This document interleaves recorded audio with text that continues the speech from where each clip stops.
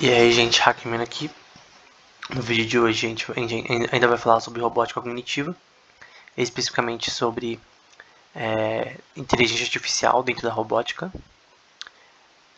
Nesse caso, Deep Reinforcement Learning, o aprendizado de reforço, que é um modelo de inteligência artificial muito usado em jogos, né, para um agente aprender a jogar um jogo.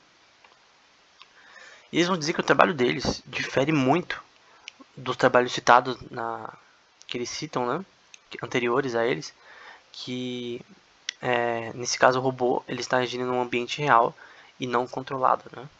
Ele tá agindo no tryhard, né? Tem pessoas andando, tem pessoas mexendo no computador, então ele tá num ambiente que é randômico, né? Que tem um monte de pessoa passando e elas nunca vai ser o mesmo, né?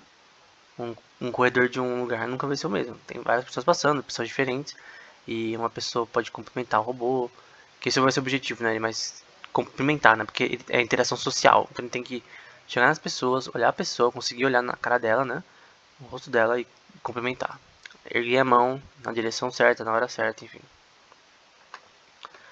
E essa é a diferença do trabalho deles, né? E a ação do robô pode afetar a interação humana, né? Então, obviamente, quando o robô estender a mão, o ser humano ele vai ter que dar um jeito de conseguir cumprimentar corretamente, né? Então isso daí pode até ajudar a dar certo. E vai ser usado Reinforcement Learning, né? Então sempre que a gente fala Reinforcement Learning, a gente usa o Scholarpedia, né? Que é uma ferramenta, é tipo um Wikipedia, só que revisada por acadêmicos. E a definição de Key Learning dentro de Reinforcement Learning, eu já vou explicar mais pra frente. A definição do algoritmo em si, mais básica, você tem ali a parte roxa ou rosa, né? Que vai ser uma função que vai ser uma tabela. Eu já vou mostrar uma tabela mais pra frente. Uma tabela que contém valores S e A. Esses valores S e A, o S são os estados ao longo do tempo do sistema, que eu já vou explicar, e A são as ações do sistema. O verde é o que é o E, né? E um pi ali, que eu não preciso explicar nesse momento. Já expliquei em outros vídeos, mas acho que não cabe aqui.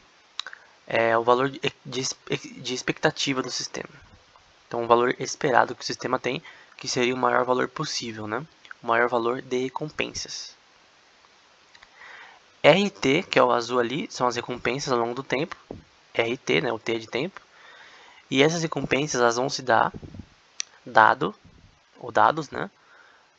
Os estados ao longo do tempo e as ações ao longo do tempo.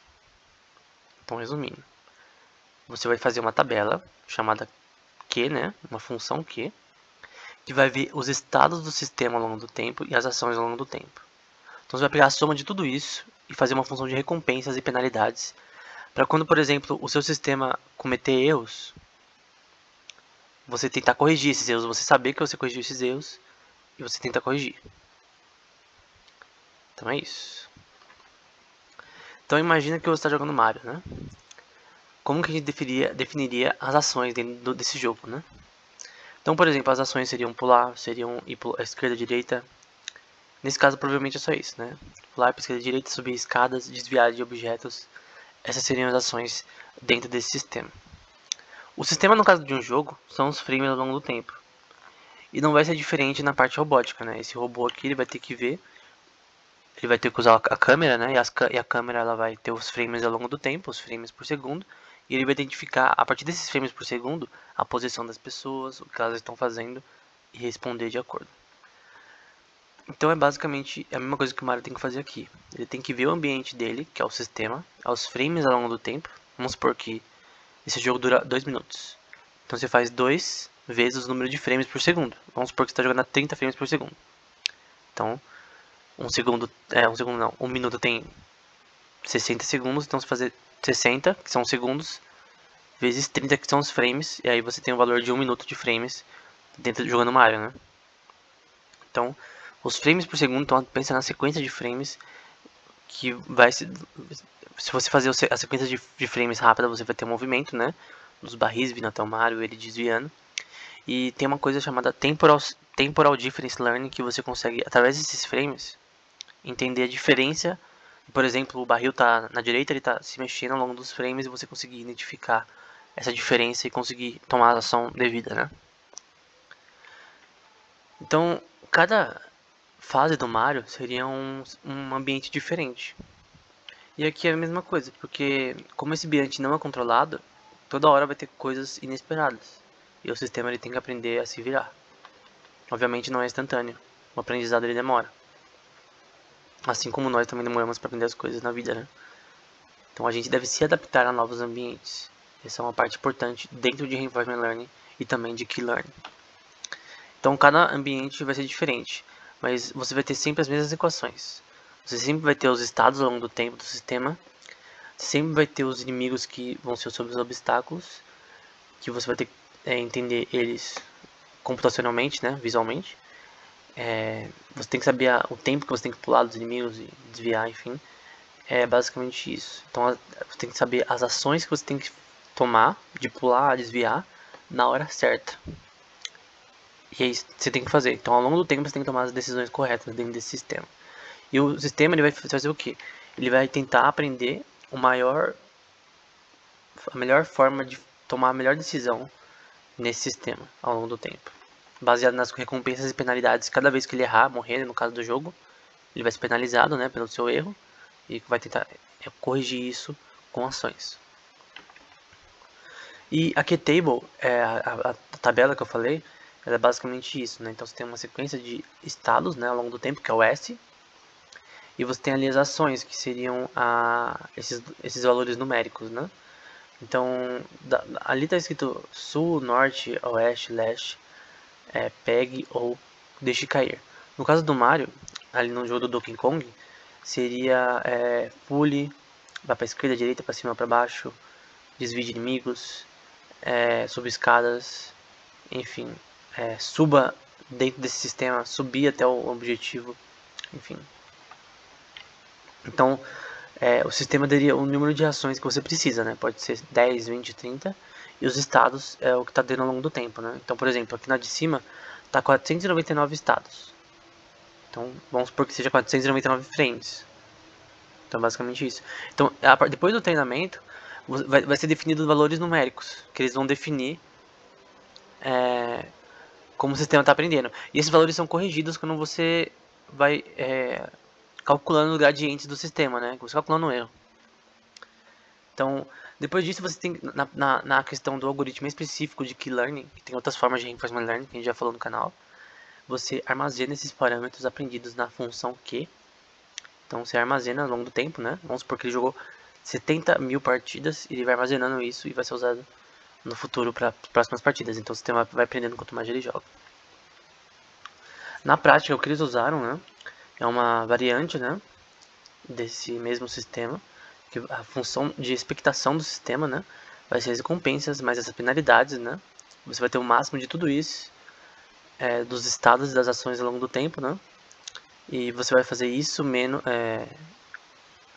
a função de recompensa ao longo do tempo na parte verde, que você vai ter de forma indefinida, né, depende do quanto o jogo vai jogar, quantas partidas você vai jogar, e menos o total, né.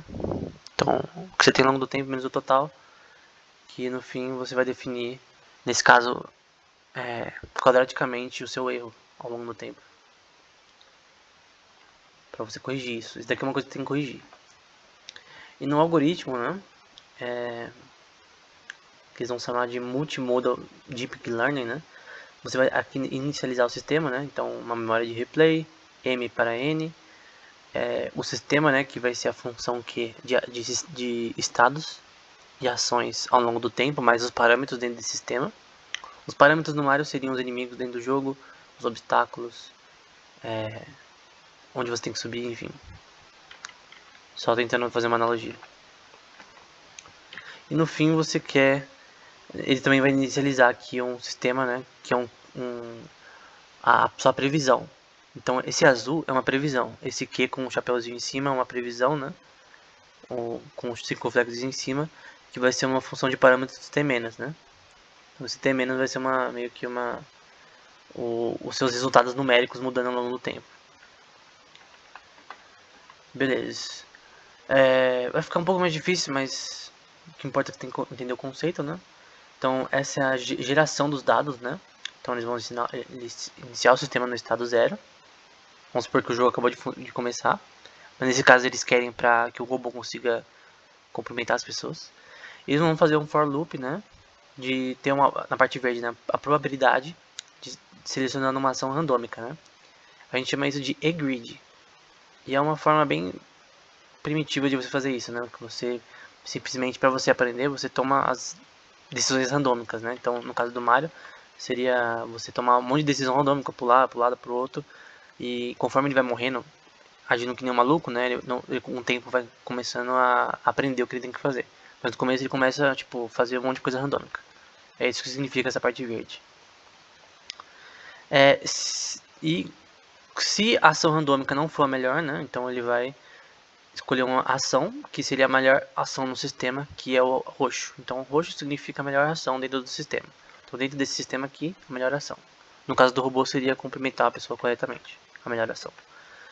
E, no fim, executar a ação e depois guardar isso, né? Então, ele tem que guardar, dentro dessa tabela ali, o que ele fez, as melhores ações ao longo do tempo, para ele saber que ele está indo corretamente.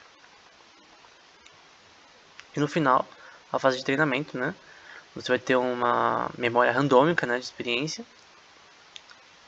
que ele vai fazer um while loop ali, com uma coisa contínua, na parte azul, que vai ser a soma de todos os estados, ações, recompensas ao longo do tempo, armazenadas na memória. E você vai ter ali que se as ações ao longo do tempo, se as recompensas forem talvez erradas, né, faça nada, ou se as ações, na parte azul, né, na função YK, ou se as ações ao longo do tempo, se você achar uma previsão que seja melhor, faça isso, né? Então,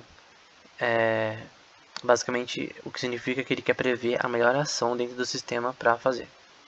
No caso do Mario seria não morrer, né? Você desviar dos obstáculos e salvar a princesa, que é a Peach, né? Não sei se era esse o nome na época, né? E no final é fazer gradient descent, né? Que é basicamente você calcular o erro no sistema quadraticamente. Então, baseado na rede de parâmetros Teira, né? Então, no fim, o que você quer fazer, no geral? Você quer minimizar o erro do sistema e salvar isso na sua memória para usar depois. É isso. Resumindo, é isso. Você quer, dentro desse sistema, achar as melhores ações. Nesse caso, cumprimentar as pessoas corretamente, no caso da robótica. Então, no fim, teve horas que deu certo e não deu certo. Teve horas que o robô conseguiu olhar para a pessoa e conseguiu cumprimentar. Mas teve horas que o robô não conseguiu se adequar ao ambiente, né? Ou a pessoa, enfim, não conseguiu meio que dar um match. Sabe quando você vai cumprimentar uma pessoa e meio que buga? Aconteceu algumas vezes já, tipo, você vai cumprimentar a pessoa no soco e a pessoa vai na forma formal, enfim. Ou você vai cumprimentar a pessoa só no tapa, né? Estilo Smith. Mas a pessoa vai no final formal, aí buga tudo. É mais ou menos isso. Nesse sentido, né? Seria uma boa analogia, né? Então nem sempre é bem sucedido nisso. Mas no geral o sistema tem que aprender a fazer isso. E no geral, a conclusão, né, é que eles fizeram um robô social, né, de interação com seres humanos. Foi muito difícil, né, fazer essa questão da possibilidade de realmente conseguir cumprimentar as pessoas. É difícil em um ambiente que não é controlado.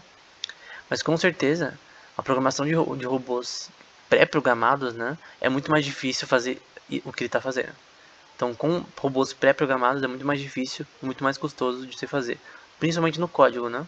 O código de inteligência artificial é bem pequeno comparado com algo pré-programado.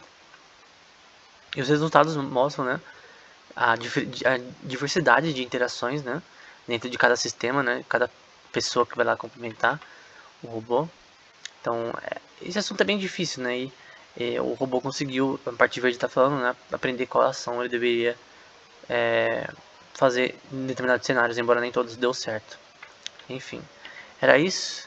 No geral, esse paper fala de usar a inteligência artificial, especificamente Reinforcement Learning, usando uma técnica chamada K-Learning, que eu já expliquei várias vezes no canal, que você agrupa as suas melhores ações na sua memória ao longo do tempo e usa ela, vai aprendendo a usar essas ações, as melhores ações ao longo do tempo. Então, K-Learning é um modelo bem sucedido e é muito usado em vários aspectos, sejam para jogos e agora para robótica.